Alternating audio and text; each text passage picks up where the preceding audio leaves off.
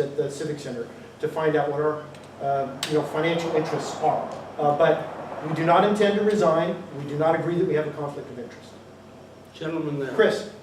Yeah, just a couple comments. First of all, I won't address conflict of interest because I think it's been very well addressed. The fact that if we applied conflict of interest to everybody in this room, all of us are probably members of the Home Association and taxpayers to the fire district, so we'd all have a conflict of interest. So I think that's been adequately addressed. But I do want to talk about what I think is the community of interest here. It's kind of the flip side of conflict of interest. I'm very happy to see that the fire district is setting out on a course of arm's length negotiations with the Home Association and vice versa. The Home Association is going to have arm's length negotiations with the fire district. That's the proof in the pudding in terms of the genuineness of what you do. I do want to say, though, that when this project first was announced, I had a good deal of skepticism about how the project would relate to the fire district's primary role and goals and strategy. And I think what we've seen today, as well as in the last few months, is that the fire district has done its homework. It's done a lot of due diligence. You're seeing a lot of the results here. I've read most of the materials on the website. There's a tremendous amount of information that shows very objective, factual analysis of the benefits. I also appreciate that the fire district is not making any decisions today. They are going through a deliberative process, and they still have the option, if things don't work out with the Home Association, to back away from the project.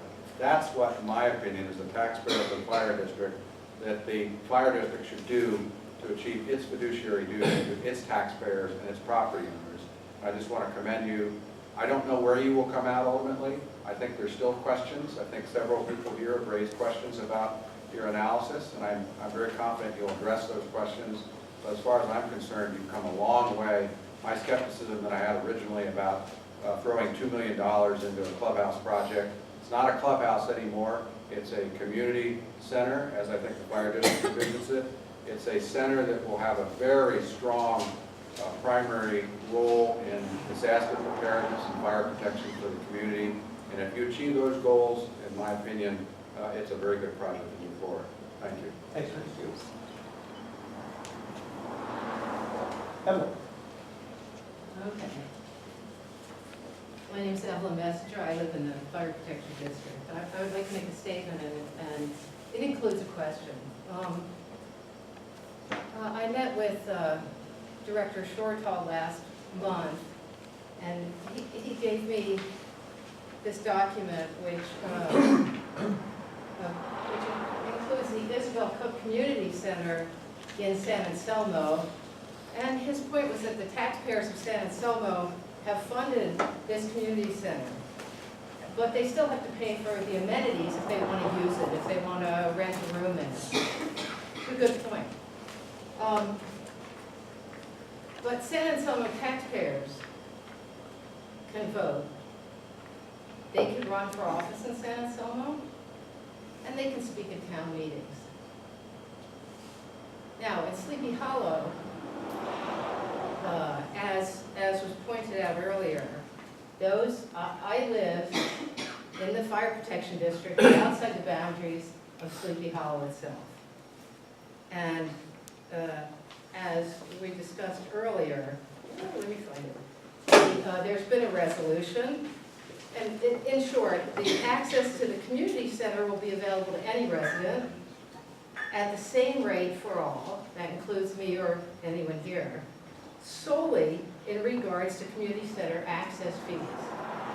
So, and as Connie Berto pointed out, those of us, the 45 homes by my count, who are outside the boundaries of Sleepy Hollow, are not allowed to be in Sleepy Hollow. Now, what does this mean? Unlike the residents of San Anselmo, I can't vote, I can't serve on the board, and in fact, I can't speak at meetings of the homeowners association. I am not allowed to speak at meetings. Nonetheless, my taxpayer dollars are going to be contributed here, and I am going to have access, but I am not going to have, this is an issue of democracy. I am not going to be able to be represented in decisions made about the taxpayer-funded private clubhouse in the future. So it turns out, okay, I did some math, there's 835 homes in the fire protection district. 345 of those homes are currently members of the Home Owners Association, which leaves 390 homes that are not members. So 345 out of 835, clearly this is not a majority. And yet, let's call the 345 homes the first-class homes. They are not only within the borders of the district, but they're able to vote on future allocations to the clubhouse, whether somebody, they might decide to put a restaurant in one of the sleeping rooms or, a disco, I don't know. So anyway, whatever, that doesn't include me. The 390 homes, even though they live within the borders of Sleepy Hollow, they are required to pay to belong to a private organization in order to have a vote, to have a voice, and to serve on the board that will control this building. Now, the other 45 homes, of which I am one, I can pay to join the association, but as far as the rules, because I'm not allowed to see them, because I'm not a member, but it appears that there's under no circumstances will these 45 taxpayers who are contributing to a taxpayer-funded private clubhouse be able to vote on what happens in the future, be able to serve on the board, or be able to even speak at the meetings of the Homeowners Association. What's your question? I'm getting there. Mike, I know, please. 3 minutes. Let's all be respectful. Thank you. Go ahead, please, Thank you. please continue. am allowed an opinion, and I do live in a place where I'm not allowed to speak at the Homeowners Association. I believe I'm allowed to speak here. Okay, so my question is to, well, to all of you, but particularly to Director Shortall, because when we spoke a month ago, you told me that the terms for those of us who live outside the boundaries would have to meet your satisfaction in order for you to disperse funds. So, as I see it, and I think as most of the people in my neighborhood see it, this is a case of discrimination against a class of taxpayers. And I wonder if if this meets your terms of, that it would meet your satisfaction, that we will not be allowed to vote or to speak, meet your satisfaction. We have not worked out all the details of the agreement. I think a huge step and a huge policy statement was taken by the Homeowners Association on Thursday night. Right now, you have, as you point out, there's no tax money invested in this. You have no rights to come to the facility. You can't be a member of the board. You're not in Sleepy Hollow. If this deal is done, you're going to get a number of benefits that you don't enjoy today. You will get to use the facility, which you can't now. You will get to take advantage of all the public safety components of it. You will get the right to use any amenity here at the same expense and whatnot as anybody else was here. That's a huge benefit that you don't enjoy today. So you're going to be going not only getting public safety benefit, you're going to get other benefit too. Whether or what your voice may or may not be in terms of the facility itself going forward, I think is to be determined. So that's why we're going to have negotiations. I think we've come a long way in addressing your concerns. I think we will continue to work on that. I think big steps have been taken. And I think that the people in your community, of whom I know that quite a few are actually in favor of doing this, are getting a benefit that they don't have today that is substantial. Well, we're getting a reduction in our fee. We can join now, but at a certain fee, and we're not allowed to join the Homeowners Association. As I understand it, we will still not be allowed to join the Homeowners Association. We will not be allowed to vote. We will not be allowed to speak at public meetings, and we will not be allowed to serve on the board of the organization when it makes a determination about spending money on the taxpayer-funded private clubhouse.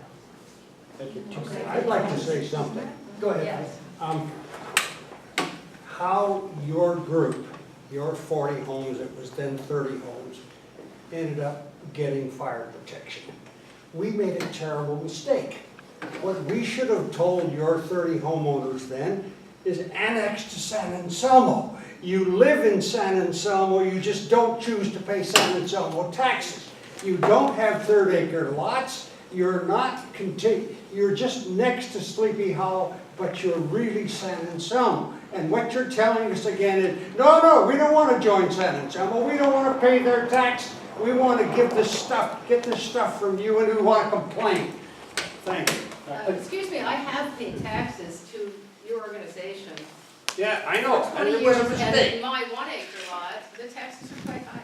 Okay, thank you very much for your comment. Let me just say two things.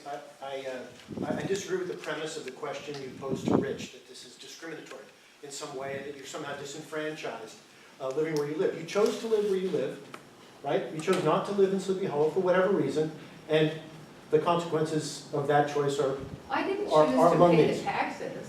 But you did say you, and I in this didn't theme, in choose this, the theme that you are disenfranchised, you have every right to vote for members of the board of the Sleepy Hollow Fire Protection District. You have every right to speak to the Sleepy Hollow Fire Protection District meetings. And you've spent quite a lot of time speaking to us. In fact, well, I'll just leave it at that. Well, and I appreciate your willingness to listen to me, and I appreciate the work that you do.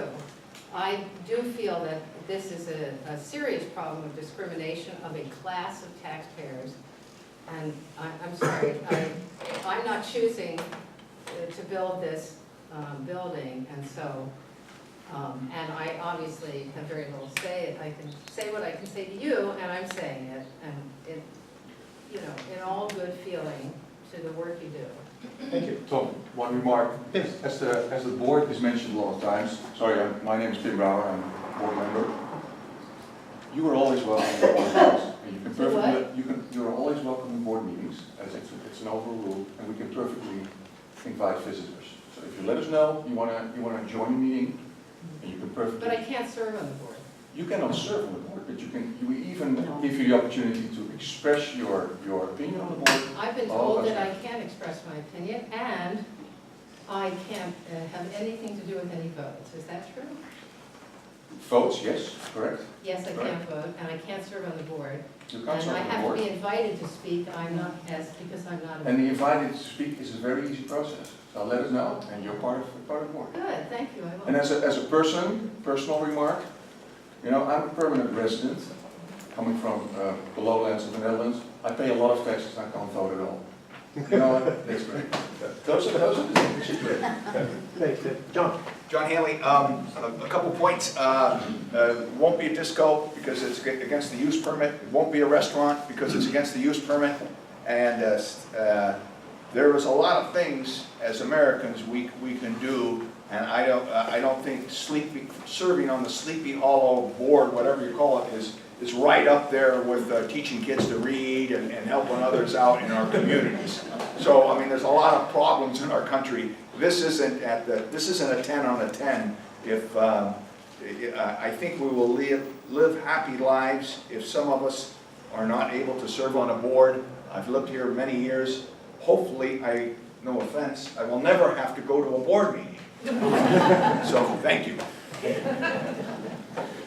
Questions, statements, comments? Gerald, please?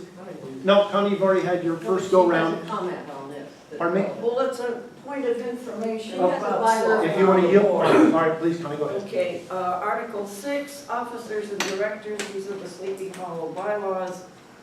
Qualifications, all officers and directors shall have their principal domicile in Sleepy Hollow, period.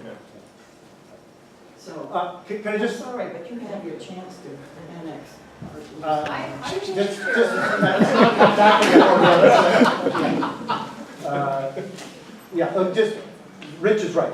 This isn't a debating society. We're happy to answer questions if we can, but please stay on the topic.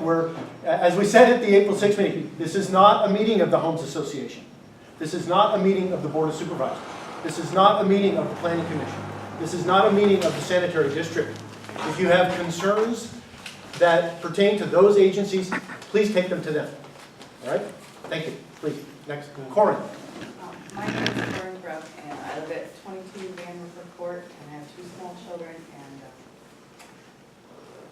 I am for this project, the disaster recovery project, because not only in the case of an emergency, like a fire or a flood or an earthquake or a power outage, will there be medicine and electricity and cots that might be needed, but more importantly, that it's a gathering place where we can help each other and check in with each other and find out who else might need help.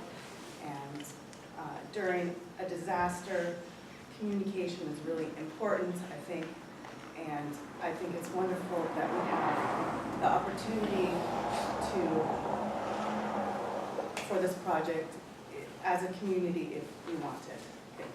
Thank you.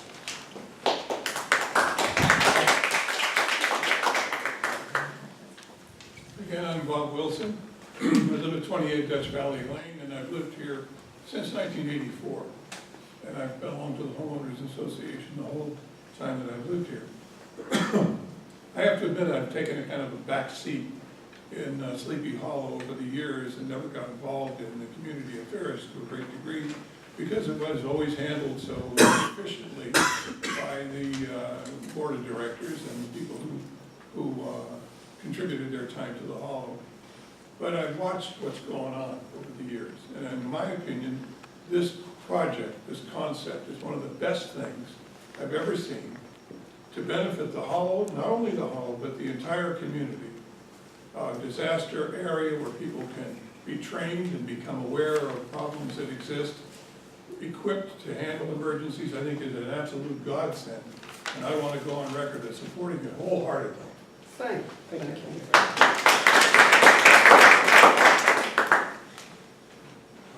John? Thank you. I'm John Simmons, live at 65 Stuyvesant Drive, and I've lived in the Hollow now for 38 years. And I just want to make a comment, and that is what has transpired over the many months from the conception of a new fire emergency facility has been such a model for local democracy. I have never experienced such transparency as the fire district has tried to make available to all of us. Someone said that they felt it was paraphrasing now, undemocratic process. Democracy, by definition, is that the minority agrees to be oppressed by the majority.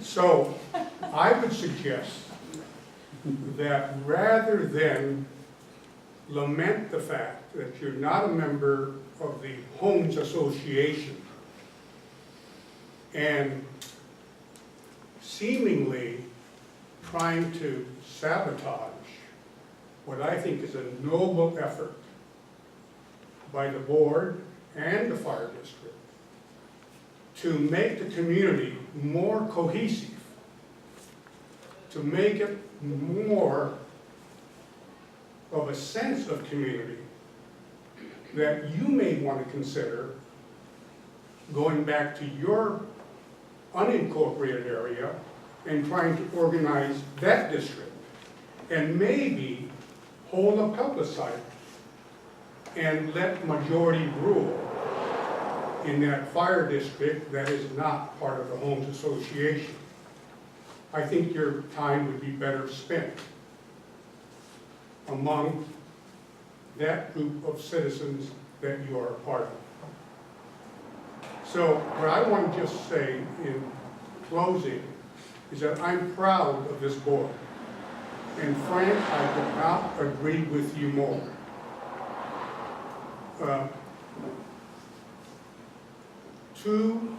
Three gentlemen who have basically given up their lives over the last several years trying to facilitate a project that would benefit the entire community, I think is nobility beyond words. So I thank you all very, very much.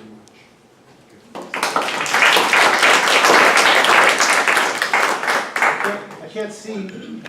Oh, there you are. Sorry. Hi, my name is Marlene Knox, and today, I've lived in Sleepy Hollow today, as of today, 40 years. I moved here 40 years ago today.